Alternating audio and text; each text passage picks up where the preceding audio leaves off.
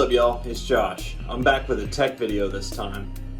The other day, I was talking to my mom on the phone, and she told me that her phone keeps telling her that she's out of iCloud storage. I couldn't help but think of all the countless people that I've heard tell me that they have iCloud storage overuse issues. So I decided I'd make a video today about how to resolve this problem and what kind of options you have to get more storage or to use an alternate method. We'll talk about what options you have to clear up your storage and make your storage more useful, or to use other methods to store your stuff so that you no longer get this 5 GB limit notification or whatever it is. Apple only gives you 5 GB for free with your Apple ID. And if you're like me, your Apple ID is using several Apple devices. So between an iPhone, an iPad, maybe a laptop or an Apple TV, they're all sharing that same free 5 gigs. No way that's gonna work. There's other ways to do this. The biggest culprit for taking up your free 5 GB of data is iCloud Photos. Other things that take up your iCloud storage space are iCloud Drive, app data, iMessages, and iPhone, iPod, or iPad backups. Let's talk about a few solutions to reduce those data usages. So if you go into settings and then your iCloud settings at the top, you can see here that you probably have a full storage meter. And then when you scroll down, you can see all the different apps and features that are using your iCloud storage. The first step we're going to do is we're going to turn your iCloud Photos off. This is usually your biggest usage of your iCloud storage. So if we turn that off, as you see here, that yellow bar is photos. That should be disappearing when we disable iCloud Photos. So at the top, we'll flip that to the left, iCloud Photos. And then slowly you'll start to see your pictures disappear out of iCloud, but they'll still remain on your phone. This doesn't delete anything off of your phone. So as you can see, the phone takes a little while to catch up that the iCloud is no longer syncing. And as you can see here, all my pictures are still here. Nothing was erased. The next step I'm going to do is I will go back to iCloud and manage storage, and then I will go to Photos and disable and delete. So even though you stopped it from syncing, it doesn't exactly remove everything from photos in your iCloud. So you have to go in there and disable that and delete it. And now you'll notice when you go back into settings that your storage meter for iCloud is drastically reduced because those photos are no longer taking up storage there. And again, all my photos are still on my phone. I didn't lose anything. We're still good. Even the memes, it's all there. Here's the iPad version of how to disable your iCloud Photos. So same Apple ID account on both devices. I will go into iCloud and then see here how the usage still looks the same on the other device. Well, I will disable iCloud Photos here. And that way, when I take pictures or screenshots on my iPad, those aren't also taking up iCloud space.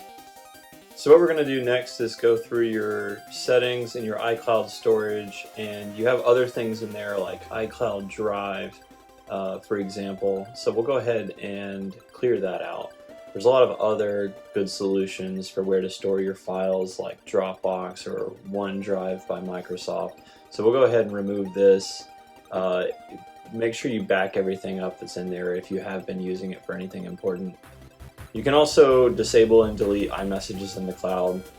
For those of us who text a lot, you're going to have a lot of conversations that just get saved in the cloud, and that's going to use a lot of your space. So we'll try to get rid of that by removing.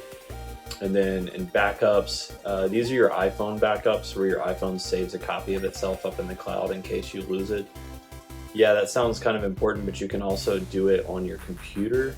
So you can turn off and delete that, and that would remove that, I don't know how many gigs of iCloud backup you had. Some of those can get up to 4 or 5 gigs large per phone backup. If you still want to sync your pictures across your devices, since we're no longer doing iCloud photos, you can create a new shared album here. And here I'll call this one iCloud Faves. So what this is going to do is create a shared album that will use some iCloud space, but only the photos inside this album are going to go into iCloud. So you can pick and choose. So here I'm not going to add people to it. It's not going to be shared. But so I'll go through and pick a couple of pictures that I like here and add them to this iCloud Faves shared album. So here we go. These pictures are in, hit post, and now you'll have 4 pictures in this iCloud Faves shared album. Now, because this is a shared album, any other device you have that's logged into iCloud can view these pictures, so they will sync to other devices. However, not your entire thousands of pictures from your iPhotos will be across all your devices. Here's what it looks like on the iPad under the same Apple ID. I have that same iCloud Faves album with all the pictures I put in it, and they're all there synced up, and it'll do that with however many albums you want. Something else to consider is that you can go into your iCloud Photos options and turn on your My Photo stream. This will allow you to synchronize up to 1,000 photos from the last 30 days across all your devices. Now, after that photo's been in there for 30 days, it will expire, and if you haven't saved it onto a different device, it'll only stay on the device it was originally taken on. If after you've tried all those steps to reduce your data usage in iCloud, you may want to look into another source of storage for your data on your phone. Somewhere you can save your pictures you still want to keep, because that 5 gigabytes is still not enough. Let's talk about a few of those options. One alternative is Google Drive. Another is Amazon Photo Storage. A third is Dropbox. A fourth is Flickr. And a fifth option you could use is Microsoft OneDrive. Let's break down those 5 options individually and see what's best for you. First alternative is Google Photos. Google Photos looks like this, and their plans are 15 gigabytes for free or 100 gigabytes for $1.99. That's pretty cheap, especially compared to Apple's prices. But what we're looking for here is the free alternative, so there's your 15 gigs through Google Photos. The next alternative is Amazon Photos. Amazon Photos has unlimited photos included with Prime and 5 gigs of file storage. I'm a Prime member, so I just learned when I was figuring all this stuff out that I could just use this for unlimited photos for my backups. The third option is Dropbox. As you can see here, I use my Dropbox fairly regularly. For free, Dropbox gives you 2 gigabytes. You can get up to 16 gigabytes if you use referrals. The fourth option is Flickr. They will give you 1,000 photos and videos for free.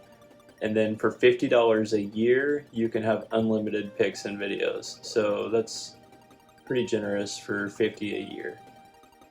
The last option is OneDrive. OneDrive gives you 5 gigabytes for free. Here's their plan.